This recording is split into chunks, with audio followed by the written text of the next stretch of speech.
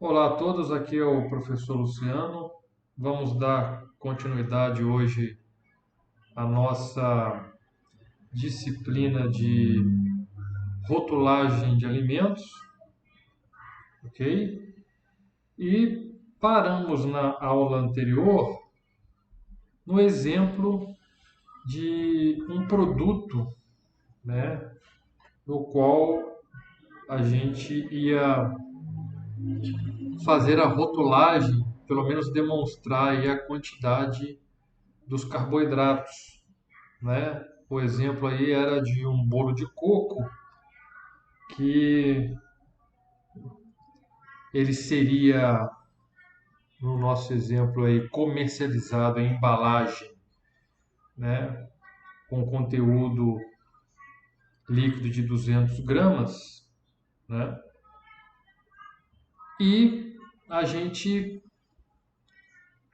tinha aí uma formulação básica, né? Uma formulação padrão desse produto, né?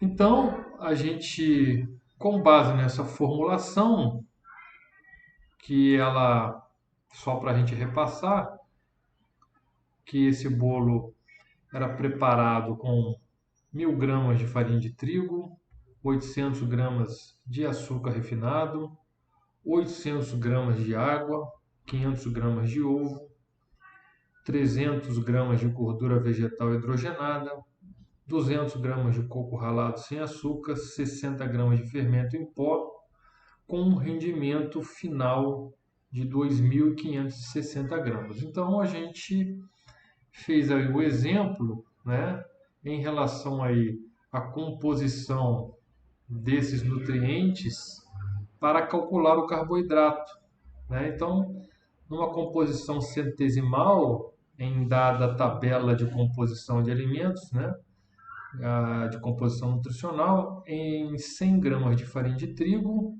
então nós temos 77,7 gramas de carboidrato em 1.000 gramas, né, que é do preparado aí, né, do nosso produto, a gente teria X e assim nós fizemos para todos os ingredientes do produto, ok? Para então fazer a proporção em relação à porção que seria utilizada para a informação nutricional do produto, nós fizemos então aquela razão do conteúdo líquido pela porção de referência. Então, a gente tem que recorrer à resolução 359 e encontrar no grupo, né, dos produtos aí de panificação esse item, bolos, todos os tipos sem recheio. E nós vamos verificar que a porção desse tipo de produto deva ser declarada em 60 gramas se, né, essa razão conteúdo líquido porção for maior que 200%. Se não for, nós vimos no exemplo anterior, né, que se ela variar entre 0 e 200, ela então é categorizada em alimento de embalagem individual. No nosso exemplo aqui, como ele é comercializado em 200 gramas, a porção de referência é 60, nós então tivemos um resultado de 333%, portanto, não é considerada uma embalagem individual e então deve-se utilizar para informação nutricional a porção de referência que está lá na 359 para o alimento, né? Então, a gente vai pegar aí o rendimento total da nossa batelada, da nossa produção, que é de 2.560 gramas, né? E nós vamos, por exemplo, fazer aqui o cálculo do carboidrato, né? Somando o carboidrato de todos os nutrientes, nós verificamos aqui que encontramos um total de 1.635 gramas e 43, né?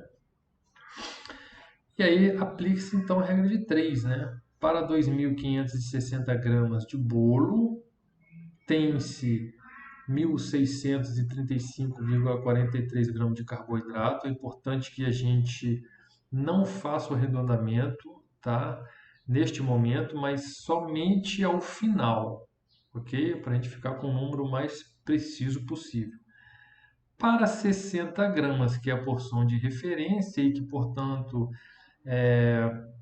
a informação nutricional deve ser referente a ela, nós vamos encontrar então o valor, né, a nossa variável aqui, que vai dar 38,33 gramas de carboidrato. Então, a partir de agora, a gente então vai estudar as regras de arredondamento para saber como que esse macronutriente deve ser declarado, né, na tabela de informação nutricional.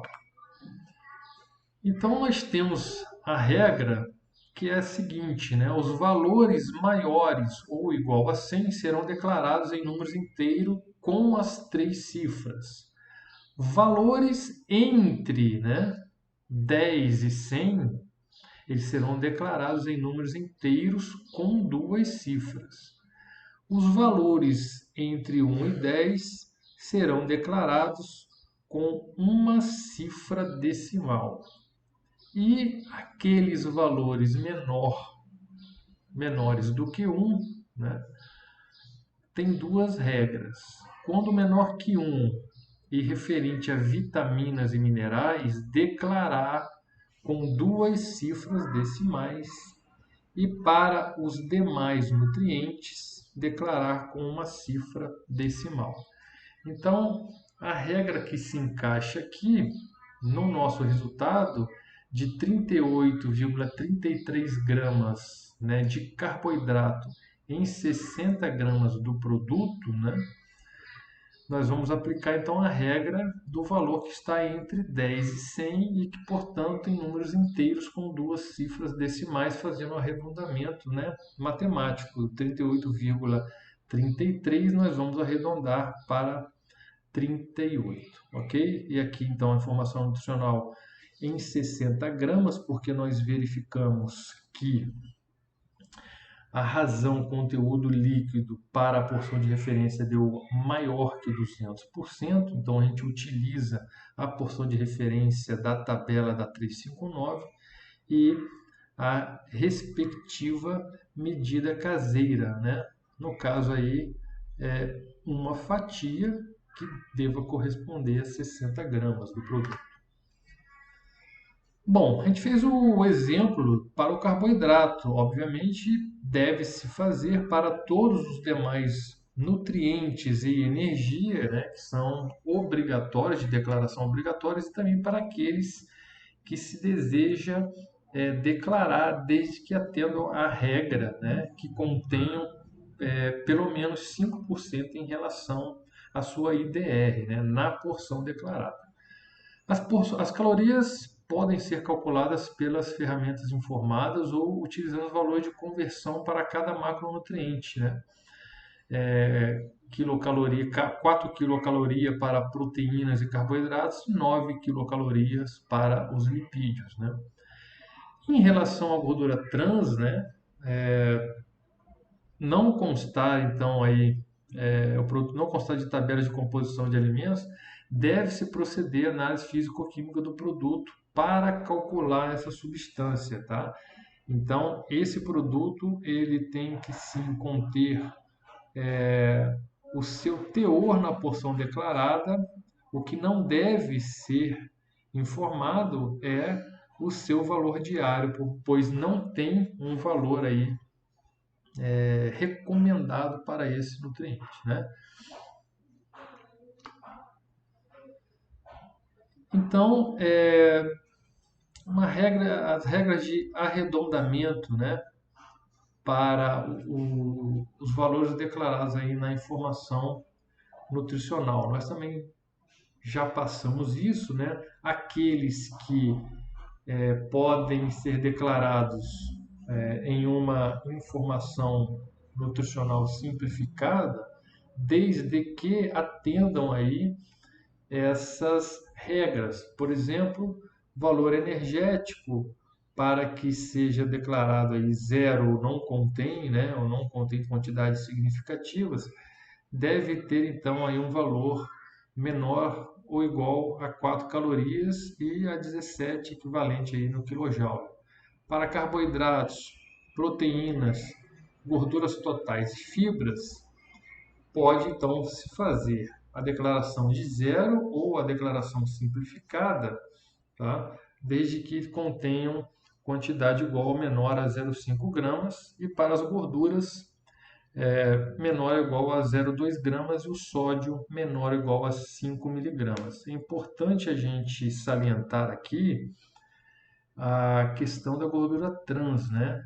Já que nenhuma quantidade desse nutriente é segura para o consumo, né?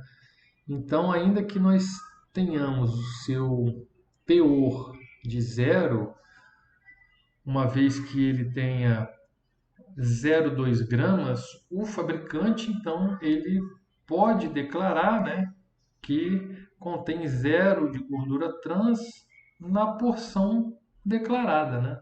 E, no entanto, não ser exatamente zero, né? Podendo ser algum valor aí entre 0 e 0,2 gramas, ok?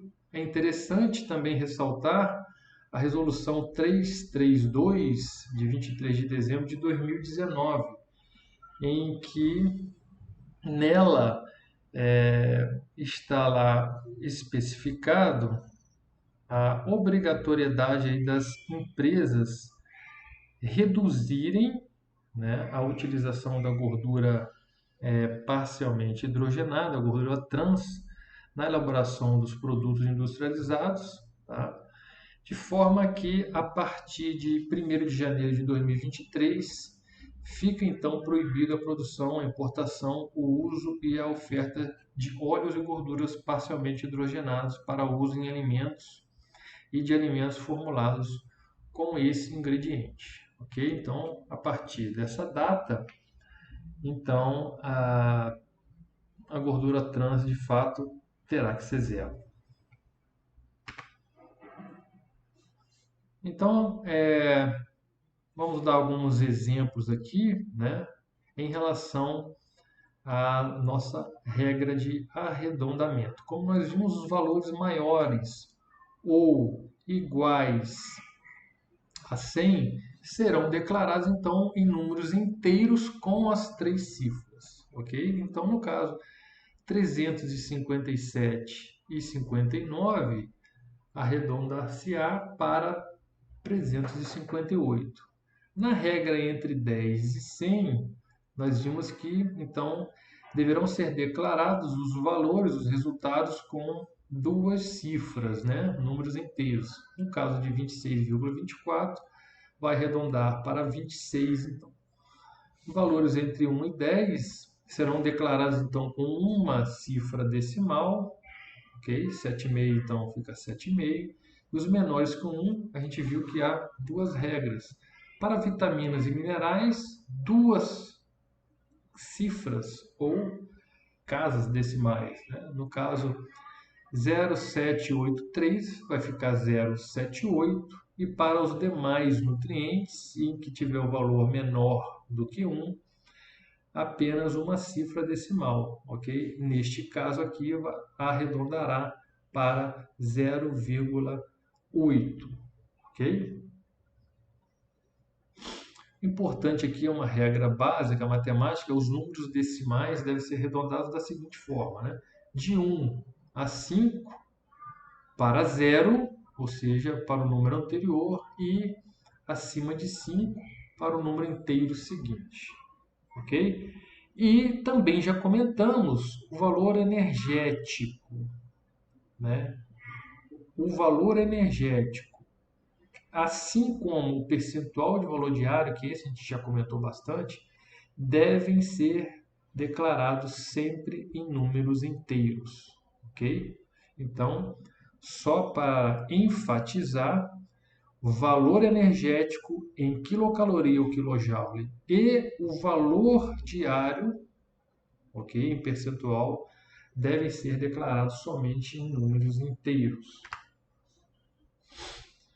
Então, como que nós fazemos a declaração do percentual do valor diário? A gente viu que há uma tabela de referência, ok, dos nutrientes, em que se estabelece a quantidade ideal de cada um deles para também um valor energético total.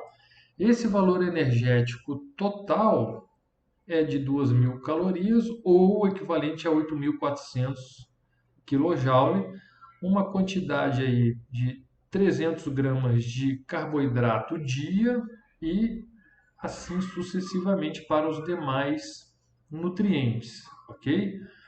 Bom, então, o que se deve fazer, né? Em relação à quantidade que se encontrar de determinado nutriente, vamos pegar aqui o caso do nosso exemplo do bolo de coco, em que nós tivemos aí um resultado de 38 gramas de carboidrato, tá? Presente aí numa porção de 60 gramas do produto. Então, o que a gente vai fazer em relação ao VD? O cálculo do VD vai ser o seguinte: o meu 100%, então, será os valores que estão nessa tabela de referência diária para o valor energético e para os demais nutrientes. Então, 2.000 calorias é 100% e as calorias, ok, que contém em 60 gramas daquele produto será X e o valor será então informado em números inteiros, como está aqui nessa quarta coluna, olhando da esquerda para a direita. Okay? No caso dos carboidratos, que a gente viu que era 38 no nosso exemplo, né? Será então tomada aí a referência de 300 gramas dia, que vai ser 100%, e no caso 38 gramas seria X, e a gente então informar em números inteiros, ok? Também já comentamos, mas vamos reiterar, embora não seja obrigatória a declaração dos demais nutrientes, como colesterol, cálcio e ferro, né? A Anvisa recomenda que os fabricantes o fazem, né? Porém, é importante relembrar que deve-se atender à regra aí da quantidade desses nutrientes na porção declarada, né, conter aí pelo menos 5% da ingestão diária de referência deles, ok? Bom, outras declarações e informações obrigatórias. Então, nós temos aí uma série de legislações que também obrigam o fabricante, o produtor, a informar, a realizar algumas advertências em relação a alguns nutrientes. Então, por exemplo, a RDC 40 de 2002, ela traz a obrigatoriedade da advertência, né, em caracteres com destaque nítidos e de fácil leitura. É assim que ela traz, né? Entre aspas, né, contém glúten nos rótulos de alimentos e bebidas embalados, que contém trigo, aveia, cevada, malte, centeio e ou seus derivados, né? No caso, essa resolução de 2002 trazia a exceção das bebidas alcoólicas. Porém, na Lei 10.674, de 16 de maio de 2003, ou seja, do ano seguinte, né, ela já traz a obrigatoriedade para todos os alimentos industrializados, ok? Nós temos também os alimentos para fins especiais que estão aí regulamentados, né, na portaria Anvisa 29 de 1998. Então, a classificação deles são alimentos que podem ser destinados à restrição de nutrientes, né, carboidratos, lipídios, proteínas, sódio e outros destinados a fins específicos, né? Eles podem também ter o objetivo para a ingestão controlada de algum nutriente, né? Para o fim de controle de peso, para a nutrição enteral, açúcares e outros destinados a fins específicos. E também para grupos populacionais específicos, como lactentes e crianças, gestantes, nutrizes, né? Aqueles à base de cereal para alimentação infantil, idosos e também outros destinados a grupos específicos. A exceção é o adoçante para a dieta com restrição de sacarose, glicose ou destrose e ou frutose, o qual deve ser denominado adoçante dietético, ok? Então, para o referido produto, né, o adoçante dietético, ele deve ter aí aqueles, né, que tem adição de aspartame, deve ter a informação contém fenilalanina para o controle aí e o tratamento adequado dos fenilcetonúricos. Nós temos aí a RDC 135 de 2017, né, que ela traz um regulamento para alimentos com dieta aí, né, alimentos com restrição de lactose, ok? Então ela classifica perante aí essa RDC os alimentos que são isentos de lactose, né, que podem assim ser declarados, são aqueles que possuem um teor de lactose igual ou menor a 100 miligramas, tá? Para cada 100 gramas ou 100 mililitros do produto pronto para o consumo, ok? E, no caso, o produto pronto para o consumo, obviamente, seguindo aí, né, as instruções de preparo do referido fabricante. Então, essa declaração ela deve estar próxima à denominação de venda do alimento, né, da seguinte forma, com as seguintes opções: isento de lactose, zero lactose por extenso, 0% lactose, sem lactose ou ainda não contém lactose. Então, para a gente frisar e repassar, aqueles alimentos que contiverem 100 miligramas ou menos de lactose para cada 100 gramas ou 100 mililitros do produto pronto para o consumo poderão ter a declaração próxima à denominação de venda das seguintes formas, conforme agora a gente mencionou, ok? A informação nutricional, ela então deve também ser declarada em 100 gramas ou 100 miligramas do produto pronto para o consumo, ok? Lactose e a galactose declaradas em gramas abaixo dos carboidratos, sem o valor diário de referência, assim como é feito para a gordura trans. No caso, também aqui da lactose, né, e da galactose, também não vai o valor diário de referência, ok?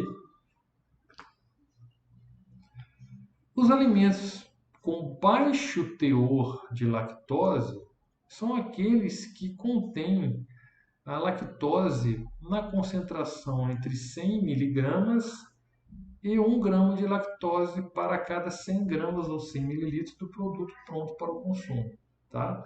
Da mesma forma, ou seja, na mesma localização do rótulo,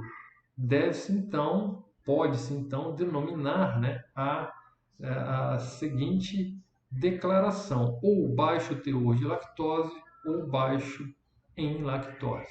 Então há uma diferença naqueles alimentos isentos, são aqueles que possuem aí uma concentração menor que 100 miligramas de lactose para cada 100 ou 100 miligramas, 100 gramas ou 100 mililitros do produto pronto, e aqueles com baixo teor ou baixo em lactose, que contém aí uma concentração entre 100 miligramas e 1 grama de lactose para cada 100 gramas ou 100 mililitros do produto pronto para o consumo. Obviamente, conforme aí a instrução do preparo pelo fabricante. A declaração, então, obrigatória de presença de lactose nos rótulos dos alimentos, ela não se aplica. Então, a exceção dessa RDC são os alimentos embalados, que sejam preparados ou fracionados e comercializados no próprio estabelecimento, alimentos embalados no ponto de venda a pedido do consumidor, alimentos comercializados sem embalagens e alimentos para dietas com restrição de lactose. A declaração obrigatória de presença de lactose nos rótulos, porém, aplica-se a todos os alimentos, bebidas, ingredientes, aditivos alimentares e coadjuvantes de tecnologia que contenham mais que 100 miligramas de lactose para cada 100 gramas ou 100 mililitros do alimento, tá? Como tal exposto à venda. Essa norma também aplica-se às fórmulas infantis para lactentes e crianças destinadas às necessidades dietoterápicas específicas, né?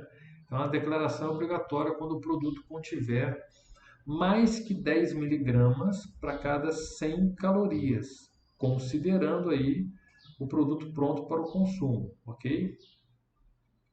Declaração obrigatória imediatamente após ou abaixo da lista de ingredientes, com caracteres legíveis em caixa alta e negrito, com cor contrastante com o fundo do rótulo e altura mínima de 2 milímetros, e nunca inferior à altura da letra utilizada na lista de ingredientes. Então, é dessa forma, então, que deve vir, né, a advertência contém lactose. Dessa forma e no local especificado. Ok? Nós temos também a RDC 26 de 2015, que é a rotulagem obrigatória aí dos principais alimentos alergênicos. Então, se determinado produto contiver alguns dos nutrientes, alguns dos alimentos que estão especificados, enumerados nesta resolução, deve-se então trazer na rotulagem do mesmo advertência para a presença desses produtos, uma vez que estão relacionados com o desenvolvimento aí de alergias, ok? Esse regulamento, essa RDC, não se aplica aos alimentos embalados que sejam preparados ou fracionados em serviço de alimentação e comercializados no próprio estabelecimento, alimentos embalados no ponto de venda a pedido do consumidor, e também não se aplica a alimentos comercializados sem embalagem. Então, alimentos alergênicos que devem ser declarados no rótulo são todos aqueles que contêm esses produtos aqui, ok? Então, todos esses produtos, esses 18 produtos, estão relacionados com alergias alimentares e que, portanto, deverão trazer no rótulo do produto advertência em relação ao seu potencial alergênico. E nós vamos ver a seguir como é que essa declaração deve ser feita. A declaração deve ser realizada em caixa alta, negrito, cor contrastante com o fundo do rótulo e altura mínima de 2 milímetros. Da mesma forma que a regra da lactose, nunca inferior à letra utilizada na lista de ingredientes. Afastada de local encoberto que possam ser removíveis pela abertura do lacre ou de difícil visualização.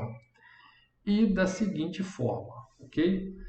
Uma observação, né? No caso de embalagens com área de painel principal menor ou igual a 100 centímetros quadrados, a altura mínima dos caracteres deve ser de 1 milímetro. Vejam vocês aqui que, embora quando se tem uma área menor ou igual a 100 centímetros quadrados, o fabricante ele fica aí desobrigado a realizar a declaração da informação nutricional por meio da tabela, porém ele fica obrigado a deixar um contato, né, um saque, para que essa informação possa ser informada por outro meio ao consumidor, porém o legislador não isentou o fabricante da advertência em relação ao potencial alérgico, né? Então, mesmo essas embalagens com painel, com área do painel principal menor ou igual a 100 centímetros quadrados, deverão apresentar, tá, essas advertências. E ela, então, deverá vir em caixa alta, né, em negrito, da seguinte forma: alérgicos contém e o nome comum dos alimentos que causam alergias alimentares, né? Seja quantos forem os alimentos ingredientes daquele produto, ok? Então eu citei aqui acima, aqui na verdade não é entre aspas, né? Aqui é só para a gente mostrar como é que deve vir a descrição. Então, se tem mais do que um produto alergênico, o fabricante irá citar: alérgico contém soja e amendoim, por exemplo. Ok? Então, quando se tem aí o nome comum dos alimentos, quando você tem o produto, então, ou quando você também tem derivados daqueles produtos alergênicos, então você vai trazer aí a descrição da mesma forma: alérgico contém derivados de, e vai colocar o nome daquele produto, né, que é alergênico e que está aí previsto na tabela dessa legislação, ok? E alérgicos, ok? Contém derivados de, nome comum dos alimentos que causam alergias alimentares e derivados, tá? Então pode ter, na verdade, o alimento e ou os derivados. No caso de crustáceos, então a advertência deverá ser da seguinte maneira: caixa alta, cor contrastante com fundo do rótulo, em negrito, e contém crustáceos, e o nome comum das espécies, né? A gente viu que o crustáceo, né, eles são um dos produtos aí que estão previstos aí nessa legislação como potenciais alergênicos. Então vamos seguindo. Uma outra opção aqui, pessoal, saiu repetido, né? Contém derivados e derivados. Na verdade, uma terceira forma seria: contém o produto, ou contém o produto e derivados, né? Ou só contém os derivados. Então, nessa última opção aqui, seria uma situação em que o produto contém o produto, tá? E também o derivado. Deixa eu vou só repassar aqui, ó. Alérgicos contém o nome comum do alimento. Alérgico contém somente derivados daquele alimento. E aqui contém, vamos riscar aqui, ó, o produto e também os derivados, ok? Aqui saiu errado. Então são três situações: uma situação em que somente o produto está presente, outra situação que somente derivados daquele produto está presente, e uma terceira situação em que estão presentes tanto o produto quanto o seu derivado. Então aqui é da mesma forma os crustáceos, né? Contém crustáceo, nome comum, né? Ou alérgicos contém derivados de crustáceo e o nome de qual crustáceo que é. E uma terceira possibilidade contém crustáceo e derivados. Okay? Na impossibilidade de garantir a ausência de contaminação cruzada dos alimentos, ingredientes, aditivos alimentares e coadjuvantes de tecnologia ou alérgenos alimentares, a declaração deve ser da seguinte forma: alérgicos. Isso aqui é importante, que às vezes a indústria, o fabricante, ele utiliza um mesmo equipamento para a produção aí de diferentes produtos, né? Então, pode ser aí que quando não se garanta, né, a ausência de contaminação de um produto, vocês podem verificar isso no mercado, observando aí o rótulo, alguns alimentos que não têm nada a ver, né, com determinados produtos, eles têm essa declaração, ó, pode conter, né, quantidades aí de soja, de algum alimento que está previsto aqui naquela tabela, né, em algum outro alimento que nem que nem tem aquela matéria-prima em sua composição. Então você de repente tem aí um, um produto qualquer aí que não tenha soja na sua composição, mas que naquele mesmo equipamento é processado um outro produto à base de soja, e quando não se garante aí que este equipamento esteja isento aí da contaminação, deve-se trazer então essa advertência aí para essa possibilidade, né? Então, no caso, seria alérgicos, pode conter, e aí declarar ah, o ingrediente aí possível de estar presente, ok? No caso de crustáceos alérgicos, da mesma forma, né, pode conter crustáceos, ok? Então, quando cabível ao produto, mais de uma advertência, como a gente comentou, né, você pode ter aí mais do que um produto alergênico, né? Então, a informação deve ser agrupada em uma única frase, né? Da mesma forma, em negrito, caixa alta e contrastando com a cor do fundo da rotulagem, né? Seguida aí das respectivas indicações de conteúdo. Alérgicos contém, né, ovos, peixes e amendoim. Ou alérgicos contém ovos, derivados de soja e nozes. E assim por diante. Ok? Porque pode ocorrer, né, e não incomum, a presença aí de mais do que um produto reconhecidamente alergênico pela legislação. Ok, pessoal? Bom, nós temos também a declaração dos alimentos transgênicos, né, que sejam produzidos aí por chamados os organismos geneticamente modificados, né, os OMG. Então, o que se tem é uma figura, né, de um T, na verdade, esse essa obrigatoriedade desse triângulo, né? Na verdade, dessa figura em que tem o T de transgênico, ela está sendo debatida aí na tentativa de ser desobrigada, né? Desobrigar o fabricante a colocá-la, né? Mas, em relação aí à portaria do Ministério da Justiça, né?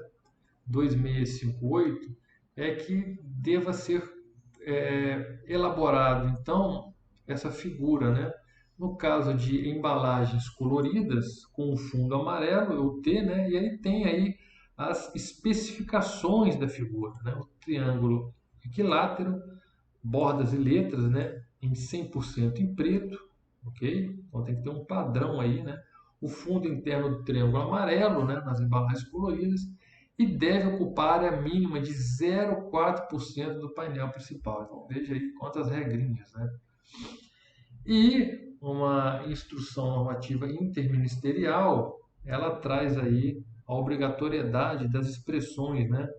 No caso de alimentos, né, destinados ao consumo humano ou animal, que contenham ou sejam produzidos a partir de organismos geneticamente modificados, com presença superior, né, ao limite de 1% do produto, ok? Então deverá apresentar em destaque no painel principal e em conjunto com o símbolo definido pela portaria acima, né, as seguintes expressões, né? O nome do produto, transgênico, né? Contém, né, então, os nomes dos ingredientes transgênicos ou produto produzido a partir de o nome do produto transgênico. Ok, pessoal? Então, era isso que eu tinha para passar. Nós encerramos aqui a nossa disciplina aí de rotulagem nutricional de alimentos, né, e a rotulagem geral também. É importante deixar claro aqui a necessidade de se complementar o conteúdo com a leitura das legislações, né? Há muita coisa ainda, há muita legislação de outros órgãos, por exemplo, do Inmetro em relação a bebidas. Muitas das vezes parece aí que é simples, mas não é. Muitas vezes, embora a legislação traga a maioria das regras, por vezes é necessária a interpretação dessa legislação, o que gera muita dúvida quando, por exemplo, da dificuldade de você identificar determinado alimento em algum grupo específico, né? Por exemplo, na tabela de porções da 359. Então, é um assunto aí que requer, de fato, bastante horas de estudo, de exercício, tá? Para a gente aí sanar as dúvidas, ok? Nós estamos à disposição. Eu espero que todos tenham compreendido. Bons estudos a todos e até a próxima aula.